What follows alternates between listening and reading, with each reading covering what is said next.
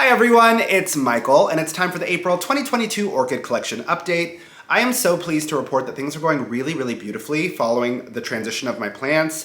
As I've been discussing for the past few Orchid Collection updates, I am transitioning my collection from semi-hydroponics to classic grow medium, whether that's, sphagnum moss or bark, coconut husk, whatever it might be. I am now transitioning my plants to classic medium and classic grow containers with a lot of ventilation. Now, the impact has been really legible, but that does not mean that there isn't still opportunity to check and adjust. There is ample room for growth. I think that there are a few plants that could definitely use elevated moisture. And in my last Orchid Collection update, a lot of you sounded off and said, hey, just mix in some sphagnum moss for those plants. So that is something that I'm going to be adjusting moving forward, but I really appreciate that call out because it's such an easy way to modify and really be site specific with how I'm approaching each orchid's needs. I'm looking at my list of talking points here. Some of the plants, however, are fatigued. And what I mean by that is, this channel has been a fabulous forum for experimentation. I've tried a lot of different things with my plants, but because I've tried a lot of different things with my plants, I think that their resilience is beginning to wane.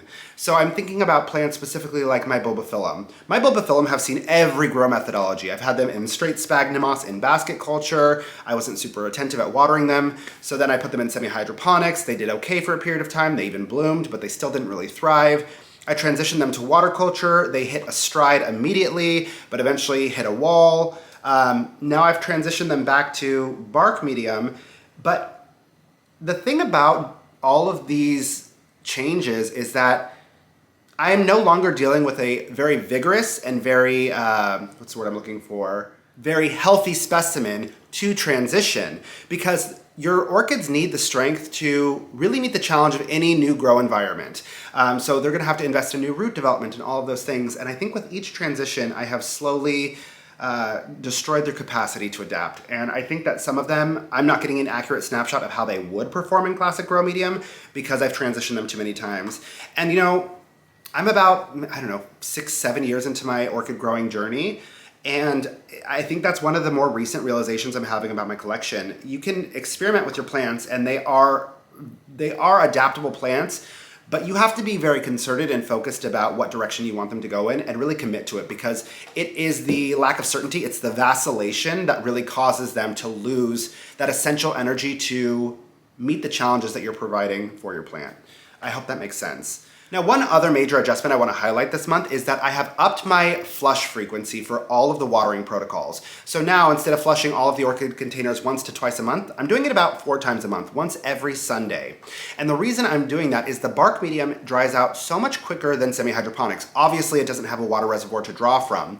And for that reason, when I water immediately into dry potting medium with my nutrient solution, I'm seeing some root burn that never ever happened before. And that's because the plants were already moist and damp. Often they had water to pull from that didn't have nutrient solution in the water reservoir, which I think tempered it. So I think I just have to be more conscientious about A, my nutrient mix, and B, making sure that the containers are pre-wet so that that fertilizer doesn't create that burn. Other than that, I am doing everything else the same. So I am misting the plants every morning. I am sustaining a strong source of moving air, which is the overhead fan. I've got my humidifier running, and in between all of those flushes, I'm watering with a dilute nutrient solution. But now I'm actually kind of aligning that watering with the flushes on Sundays. So they kind of get flushed and then immediately watered on Sundays. Now, having said all of that, let's go ahead and take a look at the plants that have something new, different, and interesting happening this month. You know what? Let's start this update with a wide shot of the grow space because it is just so stunning and there's so many beautiful things happening right now. I just want to share it with you. But we will actually jump in with number 3. This is my Willson Aloha Sparks, and you can see this double spike it has produced is just stunning. The second spike is just beginning to bloom. They are quite sizable. They're almost, somewhere between 3 and 4 feet tall. But this is one of the plants that really struggles with hydration and will absolutely need to have some sphagnum moss incorporated when it's repotted. You can see it's only been 1 week, but look at the pseudobulbs and look how quickly they have kind of pruned up. This happens really quickly. And that is amplified by the fact that I have that robust source of moving air above. If I run the fan, I'll tend to run it maybe for an hour after misting the plants now. This is a new learning. because if I let it run all day, it really dries out the medium so quickly. Again, wasn't a huge problem when I was growing in semi-hydroponics, but definitely a paradigm shift for classic bark medium. Now moving on to number 8 in the collection, just get a load of this stunner, my Banfield Mystic Maze.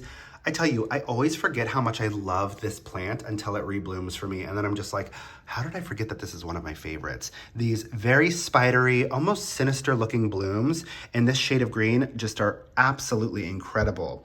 Now, this one was a very successful transition to classic bark medium. You can see it has roots going everywhere in the container. It produced them very quickly.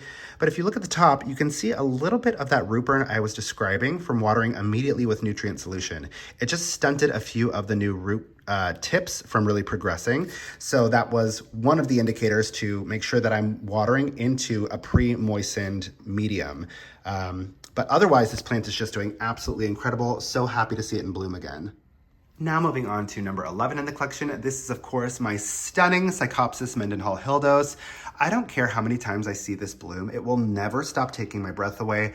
Absolutely exquisite. But this one is also suffering through what I just outlined on number 8. It had all of these stunning new green root tips, and as you can see, it still has many of them. But where I watered directly with that nutrient solution before the plant was pre-moistened, it really has that tendency to burn. So again, it's a new learning that I'm trying to mobilize immediately to make sure that I don't continue to make that mistake. But this plant is doing super well. Now, I will say that the other 3 pre-existing buds have been a bit inconsistent for me since the transition. I think that they're just kind of hiccuping for a moment while they acclimate to this new grow method. This one has put down a beautiful set of roots in the container, but it's not as vigorous or well established as number 8, for example. So I think it just needs to get a bit more comfortable in this grow method, and then they will rebloom. But the peculiar thing is that it hasn't stopped producing the buds, it just aborts a lot more than it ever did before. I don't know if you can see, but the one on the bottom was growing in and then just kind of dried up, and there's now a new bud forming. And they've each done that a few times since the transition, so I think they're just kind of trying to get acclimated. But this one here, which the flower spike was produced and developed while it was in bark medium, has been blooming consistently nonstop. So very interesting. Now, this one is not such a happy story, but this is number 16 in my collection. This is my Dapper Nicolas Tavares Catacetum, and I don't know. I think I messed this one up badly. This looked like the roots were long enough to begin watering after its dormancy. And when I take a peek, they have all died off. And that makes sense because I have been seeing such an abundance of keikis forming on this plant, which it has never really done before. But I think that's because it's not super confident in the new growth or either of the old growth's ability to sustain this plant. So I think that if I don't get this back on track soon, I will lose the plant altogether, which honestly, that's something that would have devastated me a year ago. But again, these plants are fatigued. They've seen a lot of different attempts and a lot of different grow methods. So I won't be absolutely devastated. I'll understand how it happened. But I think what I might do is see how mature one of those keikis will become, and then try to facilitate its contact with the potting medium as much as possible so that the mother plant eventually dies off and the keiki is able to sustain. I don't know. We'll see how it goes. If you have any other thoughts, please let me know in the comments section. But yeah, this one is not doing great. Now moving on to number 19 and number 20 at the same time. These are my Bulbophyllum plants. This one is a Bulbophyllum fascinator. This is the Bulbophyllum Ambrosia. Now, as I mentioned earlier in this video, these ones have seen a lot of hardship, a lot of transition. So I just recently took them out of these glass domes in water culture and transitioned back to bark because it just needs something to latch onto. And it's not suffering yet, but it's really not progressing either. What I did as an experiment is I clipped off just 4 bulbs from this plant that is still in water culture, and I potted it up in classic bark medium. I'm not quite sure how this is gonna go. If you have some best practices for future Bulbophyllum, I would love to hear it. But again, these plants are fatigued. They've seen a lot of potting methods. I don't know that they have the energy to really thrive beyond what they've already done. So I'm super sad about it, but I do think that I'm gonna revisit Bulbophyllum as a category in a completely different way. I just think that I've made too many mistakes with these ones to really course correct now. Now moving on to number 25, this is my Epiderm Green Hornet, and this one adapted really quickly to bark medium. You can see it put down a very expansive root system. It looks super happy and healthy. However, I am the variable here that is making this not work. If I take you in, you can see that the new growth has a little bit of dieback. The new leaves are not fully opening because they're sticking on themselves. And even the flower spike, this is a sequential bloomer. It has aborted every single flower spike and every single bud it has had because it just dries out too quickly. So I do think that this is a fabulous candidate to incorporate sphagnum moss into the potting mix, but I'm always grappling with the consideration, is it too soon? I very recently repotted this one into bark medium, and I feel like there's a stronger risk attached to immediately repotting and adding sphagnum moss.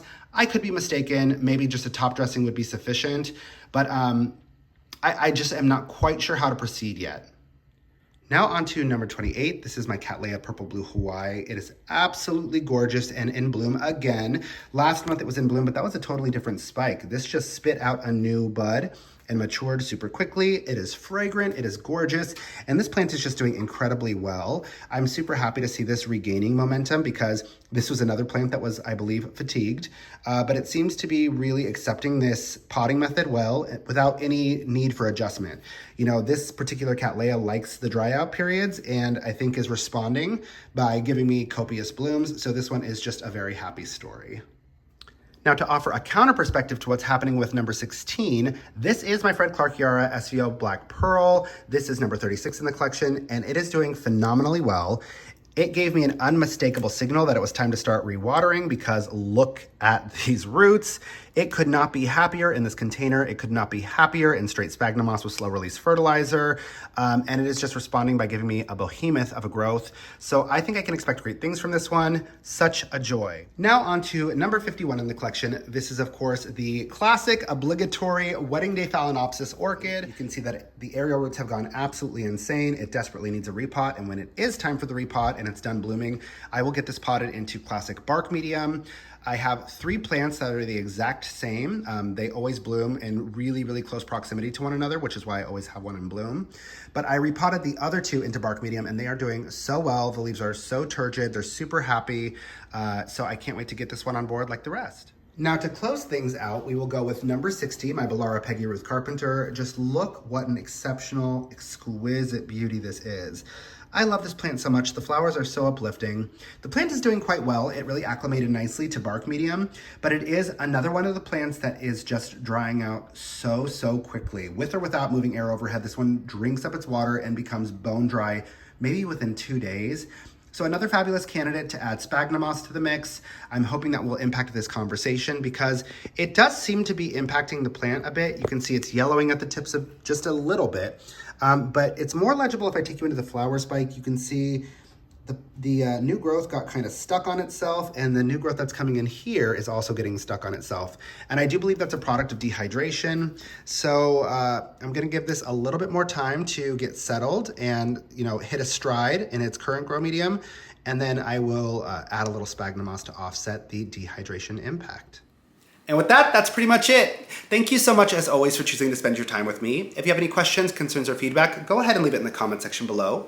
Be sure to support one another in the comment section because I'm so seldom available to do so. Don't forget to click subscribe and have a beautiful rest of your day. Mwah! Bye, friends.